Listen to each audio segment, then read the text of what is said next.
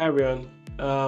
Thanks for joining for another video. Please subscribe to the channel. It will motivate me to post more videos in the future as well. I am a software engineer based in Sydney, and I am very passionate about helping others and living a holistic life as a software engineer, which is the name of the channel, coincidentally. So today I'm going to talk about solid principles and why it is important. Obviously, if you follow solid to the T, then your code is very easily readable, and when a code is readable, fellow engineers, when they touch or maintain your code base or whatever you have written, would thank you, right? So let's get into it. Let's start with the first principle, single responsibility principle. It is the misunderstood principle, I would say. So think of it like this: one class should have one responsibility and it should do only one thing. For example, if you're building a simple app for a restaurant, you might end up creating one class that is an order manager that also calculates the total as well as sends a confirmation email. Ouch, that is too many responsibilities, and that is clearly violating the single responsibility principle. What is the solution? The solution is to break it down. One class should calculate the order total, one class should print the receipt, and one class to send the email confirmation. So that's how you break up the responsibilities, and each class has its own responsibility. It's a clear segregation of concerns, and you maintain the first principle in solid, that is single responsibility principle. So remember, SRP is all about each class having its own responsibility and doing its own job. Order manager doesn't need to handle email notifications, just focus on orders. Next up, we have open close principle. The idea is your classes should be open for extension but closed for modification. Imagine if you have a payment processor class. Currently supports credit card payment, but you need to add PayPal payment support as well. Bad solution is to add new if-else statements directly in the payment processor class. However, a good solution is if you use an interface like iPayment method, then add a PayPal payment class that implements it. So with OCP, so you keep your original payment processor untouched and simply extend it with new payment options.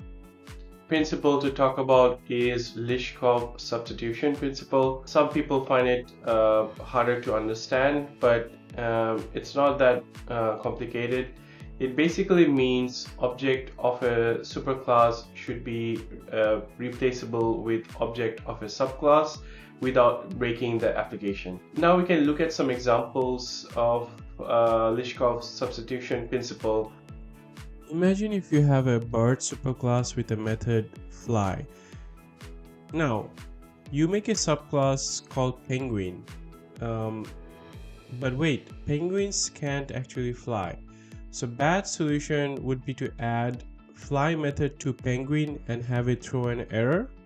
However, a good solution, and that is following solid and particularly Liskov substitution principle, is to use an abstract class or interface where bird is broken into flying bird and non-flying bird.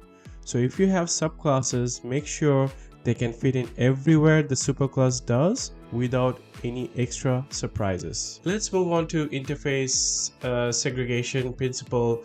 The idea here is to keep interfaces focused and clean. Don't make one interface with multiple tasks. That's basically it. Think about a printer class with print, scan, and fax functionalities. If a client wants to do a print functionality, why should they implement methods they don't need, like scan and fax? So a bad solution is let's say a multi-function printer interface that has all three methods.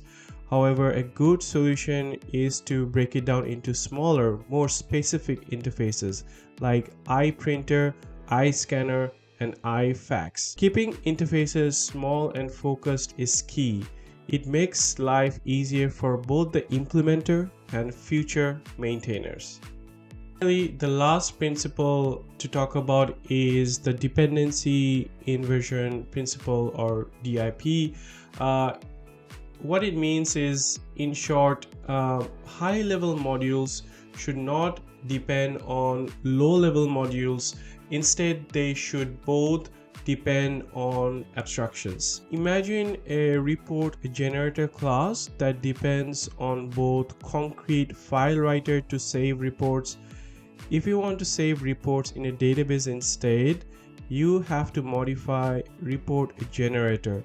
So bad solution is to hardcode the file writer inside a report generator. Good solution is to use an interface like iReport Saver, which both file writer and database saver can implement. So just to recap, with DIP, your code is more flexible by allowing high-level classes to interact with abstractions rather than concrete implementations. This way, you can swap out different saving strategies without modifying the main code. So there you have it. Those are the 5 principles to stick to as a software engineer.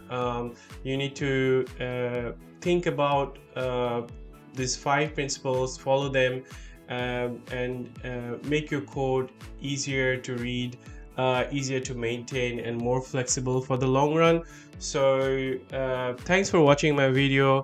If you have any favorite principle, please comment down below.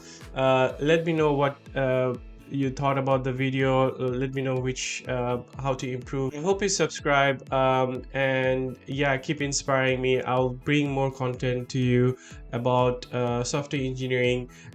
My goal is to is to help you have a sustainable form of career in software engineering, and so I would focus on technical knowledge as well as soft skills. So thanks for watching again, and please subscribe, and I'll see you in the next video. See ya.